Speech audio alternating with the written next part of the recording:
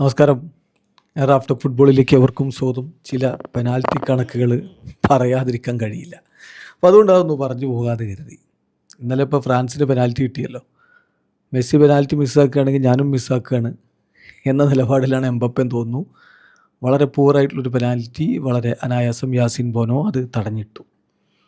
സംഗതി ഇപ്പോൾ അർജൻറ്റീനയ്ക്ക് മാത്രം പെനാൽറ്റി കൊടുക്കുന്നു. അർജൻറ്റീന പുറകിലുള്ളപ്പോൾ, അർജൻറ്റീന സമനിലയിൽ നിൽക്കുമ്പോൾ ഒക്കെ പെനാൽറ്റി കൊടുക്കുന്നു. അർജൻറ്റീനയ്ക്ക് റഫറിമാർ കാര്യങ്ങൾ ഒരുക്കി കൊടുക്കുന്നു. പെനാൽറ്റി ഫോർ അർജൻറ്റീന എന്ന് പറഞ്ഞ് കളിയാക്കലുകൾ അല്ലെങ്കിൽ ആരോപണങ്ങൾ ഇങ്ങനെ നടത്തിക്കൊണ്ടിരിക്കുന്നു. എന്താണ് യാഥാർത്ഥ്യം?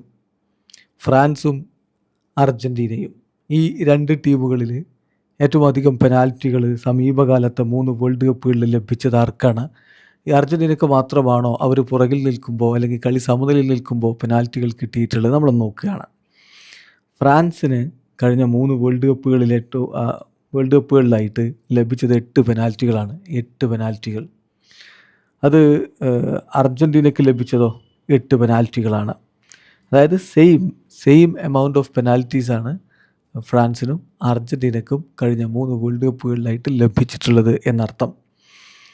ഇനി 2018 മുതൽ നമ്മളിങ്ങോട്ട് എടുക്കുകയാണ് 3 വേൾഡ് കപ്പുകൾ. അപ്പോൾ ഈ 2022 2026 ഉള്ളൂ പ്രധാനമായിട്ടും ഈ പറയുന്ന rigged world cup for Argentina എന്ന രൂപത്തിൽ പറഞ്ഞത്. അപ്പോൾ അതുകൊണ്ടാണ് ഈ സമീപകാലത്തെ വേൾഡ് കപ്പുകൾ നമ്മൾ എടുക്കുന്നത്.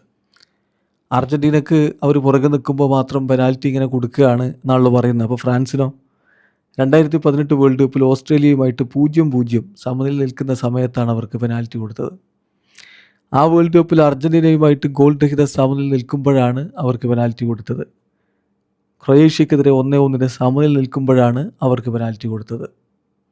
ആണ് 2018. 2022 അർജൻറ്റീനക്കെതിരെ 2-0 അവർ പുറകിൽ നിൽക്കുമ്പോഴാണ് അവർക്ക് അനുകൂലമായിട്ട് പെനാൽറ്റി കൊടുക്കുന്നത്. പിന്നെയോ അതേ വേൾഡ് കപ്പിൽ അടുത്ത പെനാൽറ്റി കിട്ടുന്നതോ അതേ കളിയിൽ തന്നെയാണ്. 3-2 അവർ പുറകിൽ നിൽക്കുന്ന സമയത്താണ് വീണ്ടും അവർക്ക് പെനാൽറ്റി കൊടുക്കുന്നത്.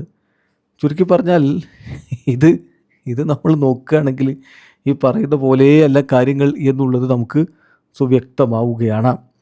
ഇനി ഈ വേൾഡ് കപ്പിലെ പെനാൽറ്റികളുടെ കണക്ക് കൂടി നോക്കുമ്പോഴാണ് നിങ്ങൾക്ക് അതിലൊരു വ്യക്തത ഒന്നുകൂടി വരികയുള്ളൂ. ഇപ്പോൾ ഈ വേൾഡ് കപ്പിൽ ഫ്രാൻസിന് കിട്ടിയിട്ടുള്ള പെനാൽറ്റികൾ, പരാഗ്വയ്ക്കെതിരെ ഗോൾ രഹിത സമനിലയിൽ നിൽക്കുമ്പോഴല്ലേ പെനാൽറ്റി കിട്ടിയത്. ആ പെനാൽറ്റിയല്ലേ ഗോളാക്കി മാറ്റി അവർ ജയിച്ചത്. ഇപ്പോൾ മൊറോക്കോക്കെതിരെ ഗോൾ രഹിത സമനിലയിൽ നിൽക്കുമ്പോഴല്ലേ പെനാൽറ്റി കിട്ടുന്നത്. അത് ഗോളാക്കിയില്ല എന്ന് മാത്രമേ അല്ലേ ഉള്ളൂ. അപ്പോൾ വേർ ഈസ് ദി ഔട്ട്റേജ്? എന്താ പെനാൽറ്റി ഫോർ ഫ്രാൻസ് എന്നോ അല്ലെങ്കിൽ ഫ്രാൻസിൻ്റെ കൂടെ എങ്ങനെ നമ്മൾ ഫിഫ എന്ന് ചേർക്കുക? ഫിഫ്ര എന്നാണോ വിളിക്കേണ്ടത്? എനിക്കറിയില്ല. സോ കണ്ണ് തുറന്ന് നോക്കിയാൽ ഇതൊക്കെ നമുക്ക് കൃത്യമായിട്ട് കാണാൻ പറ്റും. വീഡിയോ അവസാനിക്കുന്ന ഫുട്ബോൾ ലോകത്തെ കൂടുതൽ വിശേഷങ്ങളുമായി റഫ്ലക്സിൽ എത്താം.